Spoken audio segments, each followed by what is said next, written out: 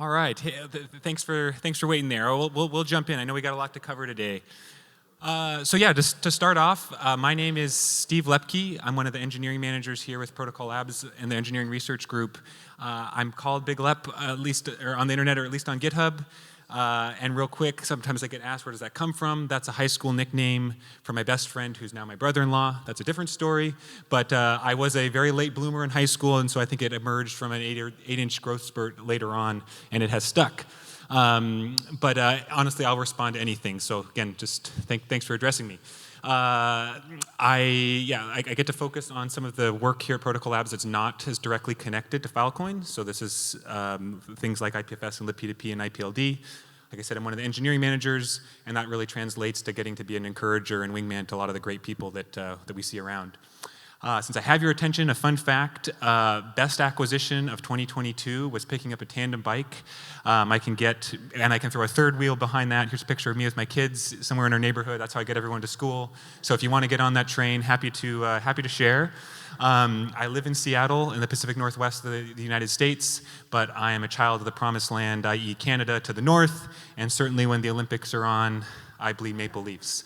So, in terms of what we're trying to do in this presentation, I just want to give visibility to what's happening on the Protocol Labs side with libp2p. Like Max said, we're not the only party here, but we're one of the parties.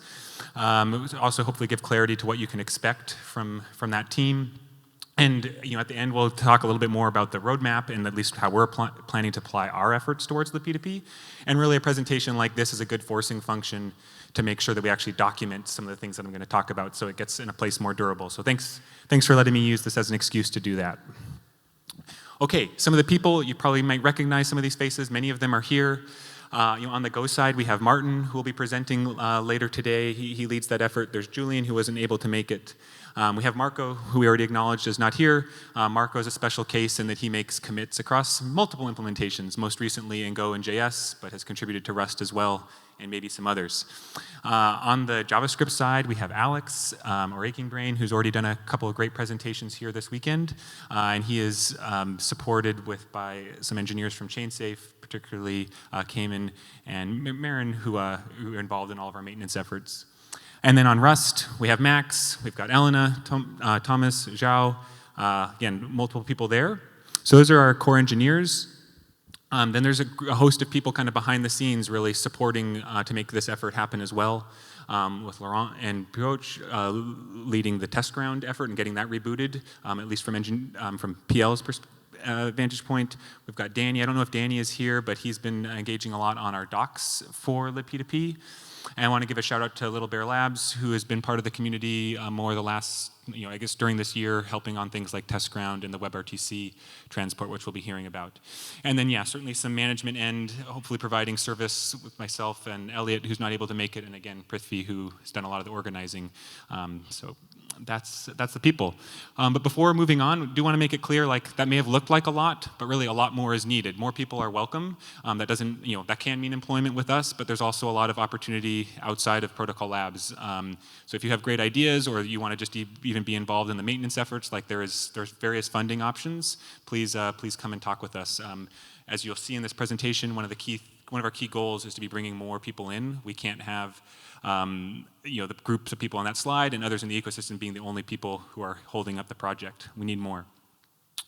Okay, so the team in libp2p focused on, the team in EngRes, PL EngRes focused on libp2p, like what's our purpose? This is my mental model. This isn't like vetted with the team. I think it'll stand, but this probably needs some refining.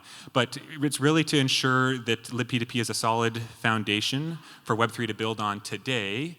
Okay, great, take care of today, but also making sure we can keep up with the load bearing that we know is coming tomorrow as more and more applications move into peer-to-peer networks. So I don't want to be like the bridge on the left, which failed. I want to be able to be the stress tests of bridges where, as you put concentrated load, that we can handle that, and that's that's really what we need to work towards. So to motivate that, really encourage folks to watch a talk that Juan gave in Paris back in April, kind of talking about the long-term view of libp2p. Again, this is like 40 or 50 minutes of really good content. I will do a quick speed run through a couple of the things in it, but he does a much better job at presenting it. Again, that one's really worth watching for kind of how I arrive at what we're doing. So first thing to call out, right, is libp2p is really critical for actualizing a lot of the values that we have in Web3. There are a set that have been like shared amongst the community, and as soon as you want to start taking action on a lot of those, you need libp2p to make it happen. So we're really at the foundation there.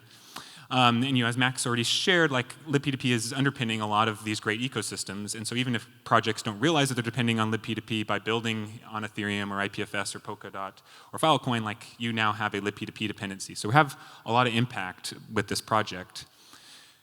The third point here is that to do well-executed well-executed open source work, it takes a lot of effort across a lot of areas. Some of those are called out on the right, and you can't just do some of those. You got to be applying effort across all of them. And so in libp2p's case, there's definitely some areas where we need extra help. We're good on the funding side, but a lot of it has to do with people coming in, in maintenance, in development, and then all the coordination that goes on with how you bring a large group of people together. So a lot more is needed there. And so we kind of used, in that talk, there was a good picture of the normal open source flow of how you get users to become more experienced users, and as they become contributors, developers of the project, and ultimately maintainers, kind of at the top of the pyramid. But if you invert that and kind of draw what libp2p is like today, it's really wide, and there's not very many people down here at the bottom, and that is one of the key things we need to increase. So obviously we want to have more people using libp2p, for sure, but also increasing the rate at which more people are contributing to the base so that we can take on that load. So for what this looks like for the EngRes team that we have today, obviously they're very focused on some of the implementations like Rust, Go, and JavaScript, making sure that those continue to work. They're having impact today, and that's also important for us being able to validate as new spec conversations come out that it's grounded in reality and that we can prove those ideas out. As well, the team spends a good amount of effort in empowering other people to contribute to those implementations or supporting and bootstrapping other language implementations as they come about. Some of what defines this group is there are a lot of libp2p knowledge experts. They have the historical knowledge or some domain knowledge that are in the group and are generally just used in making connections across groups, which is great. And Max hit this as well, but one thing I really want to make clear is the team is not shooting to be, their goal is not to be the gatekeepers or sole decision makers around libp2p. This is meant to be an open communal affair. So some of the values for the team, again, some of these are still in progress and being actualized, but since we're talking about the team, I'll call them out. One, specs first. I think libp2p project does this better than some of the others surrounding it, but want to keep leaning into that. In order for the team to scale, it needs to be responding with URLs. We can't have big, long-winded discussions buried in a chat room. Ideally, that's text that is getting put into some durable place that we can respond with URLs first. So that's a key principle. It's easy for this team to get pulled lots of different directions, so limiting our work in progress is a value, as you'd expect with an open source project, that we default to working in public. And I guess one of my litmus tests is that if we're doing a good job, is that would our future selves 6 months from now curse us for the decisions we're making today? Or if all the team was gone and a new group was in, would they be pleasantly surprised and delighted by how we're making things simpler and easier for folks?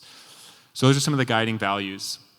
The rhythm of the team, this is maybe a little hard to read. There's some things that happen on a weekly basis, like some of our reporting, some stand-ups and some triage meetings. There's some things that are more bi-weekly. There's a general libp2p community call, which alternates with a Rust community call as well. We sometimes get time with Juan. And then on a monthly basis, as part of being in the PL's engineering research group, there's a public all-hands that we partake in. So that's one of our, that all gets published to YouTube. That's one of our mechanisms for reporting out. There is also this weekly, we call it a SITREP or situation report, which is kind of our, where we go through all of our initiatives and talk about what happened last week and what's coming. And those are public, and we drop those into the libp2p implementers channel on each week. There is weekly triage meetings for Go and JS. It's more organic in Rust. But again, those are open to the public, and we are looking at what are the new issues that have come in, and we do give priority to some of the work that comes in from our closer collaborators. So we've got that. And one thing, just a quick tangent, there's a public tool anyone can use called the Ecosystem Dashboard, particularly more geared towards the IPFS ecosystem, but it allows you to look at issues and PRs across multiple GitHub organizations. Some of the nice attributes are that the URLs are very hackable, so you can kind of get the view that you want, and it lets you store extra metadata, like who are some of the close collaborators that you want to stay on top of so that you don't drop their issues. So that tool is available, and we use it. As you'd expect, these groups are responsible for their releases. Their release processes are all documented in their repos. You can read about them. I believe, on the JS side, we use release please with conventional commits for generating the releases, and I think Rust is going to be moving in that direction as well. One call out is right now, for these implementations anyway, we don't have a standard release cadence. I listed the number of major releases that we did this year. So releases are happening about every 5 to 8 weeks. So feedback is certainly welcome if you would like to see something more predictable or at a different cadence, but that's at least where we've been today, and certainly there are numerous patch releases that happen in between as well. And in addition to our cadence, there's also just like kind of the things we plan for. There are some variables in the schedule. Engaging with collaborators and how we support them, bootstrap them, make connections is one thing. Security incidents or security-related matters certainly take first priority. And if there are issues observed in production networks, we dive into those as well. For chat, most of the team lives in Filecoin Slack, but that is bridged to the libp2p channels and IPFS Matrix and IPFS Discord. But really, kind of like the home of the team publicly is in the libp2p implementers channel, and really just can't scale by getting direct DM. So don't be offended if people respond back to you moving it to a public channel. The outputs for the team, like we said, as much as possible, we're trying to live in, we put things in the specs repo. If it's repo specific, so if it's implementation specific, we put it in those corresponding GitHub repos. And also there is a decent amount of the team's organizing and note-taking that happens in Notion, just given that there is a browse experience there. It's easy to export out to Markdown for GitHub and HackMD. We get automatic backlinks and good organization information with databases. And I want to give a quick shout out on the doc side, because I know this has been an area lacking for a long time. The team has been making it a priority now to, as they do releases, to have the corresponding docs changes. So you can see that with things like Web Transport actually has a docs page. We've backfilled some of the key missing areas on the docs end as well. So yeah, good progress has really been made there, particularly over the last couple of months. And there are also public metrics on how much libp2p docs are being engaged with. So that QR code will take you if you want to see those. So just before I switch over to roadmaps, my mental model of things that this team needs to do to improve. One was around doing more of our road mapping in public. So I think we've definitely improved there. That's why I've kind of graded that one out, and getting some of our releases going, being accompanied with documentation. So those are on a good trajectory. Okay, some of the next things here are we really need to get some meaningful metrics about some of these important things. So if we want to be bringing more bringing more maintainers in, having more contributions from outside some of the folks here at PL, we need to get that measured so we can see if our efforts are actually improving there. So that's one thing. It's harder as a library to prove that your work is having impact, but our team needs to go a step beyond just releasing software. We need to make sure that software is actually having impact and being used, so that it's getting on the roadmaps of other projects, et cetera. And it doesn't have to be this core set of engineers, but we need to be bringing other people in that are helping more on the community support end. So if you go to the discussion forums at discuss.libp2p.io, there just isn't the vibrant discussion that you'd ideally want to be seeing happen there. So all areas of improvement. If you have other ideas in mind that you'd really like to see this team be doing, please share. I look forward to hearing from you. Just to close things off, I want to talk about road mapping. And so as we've been working on this the last few weeks, there were a few tenets for the project that kind of distilled down. I don't think any of these would be a surprise, but just kind of articulating them this way and wanted to share it. One is, bedrock is that libp2p is secure. Obviously, we want to prevent any security vulnerabilities to begin with, but when they occur, that we respond rapidly and that we report and communicate out appropriately. So that's number one. Second is this project has got to be stable. We can't be breaking between releases. We have to, we have to be on top of that and make sure we're catching any of that before that happens, and that when things do need to be deprecated, that it's well communicated. As already kind of mentioned, that things are well specified, and of course that it's performant. We can't be slower than Web 2. So some of our, I think, what I take a lot of inspiration from is what we see in other large open source projects, particularly like programming languages and browsers, how when you see their benchmarking and test suites, you get this overwhelming sense of like, oh wow, they take this really seriously. There's a degree of rigor here of like, why wouldn't I build on this thing? And that's really where we want to be moving libp2p. In part so that people feel confident building on it, but that's going to be one of the ways that we scale and bringing more people in, is that we can have lots of people contributing and we can know the potential ramifications on a performance or interoperability regard as more contributions make its way in. So that's an area of focus, and you'll be seeing that on the roadmap. So in terms of navigating libp2p's roadmap, there's actually 5 roadmaps to be looking at, but it's, I think it'll make sense. So there's what I like to call our vision roadmap. This was created a few years ago. It has been updated along the way, but it really paints a kind of broad picture of what libp2p can be. This lives under the specs repo. But it didn't answer like, well, what's going to be delivered when in which implementation, and that's really kind of some of the effort we've been taking on over the last month or so. So each of the implementations have a markdown file for the roadmap, some roadmap.md. It lists some key milestones that users or stakeholders would really care about, we think. It provides target completion dates, either in the month or quarter. There's usually a tracking issue so you can follow along with that work, and then some sort of issue where you can you can give feedback on the roadmap as a whole. So we have that across the project. Again, not going to go into them here. You can link to you can get to all of these from the specs repo.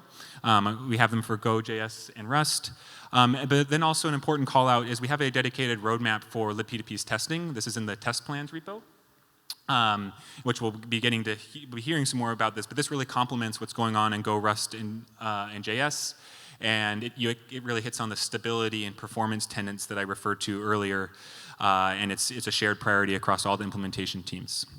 So some of the highlights in the next 6 months, like Max already hit on this, but digging in a little bit deeper, is one, the connectivity story. We want to really get browsers connected, not just like marketing piece, but like really seeing applications building on this, and because of the stuff that's being in place here, like we're going to be able to see a world here where Ethereum or Filecoin transactions happen directly from the browsers without having to go through a gateway. And we want to see that kind of use case emerge with libp2p. We can do that today with web transport.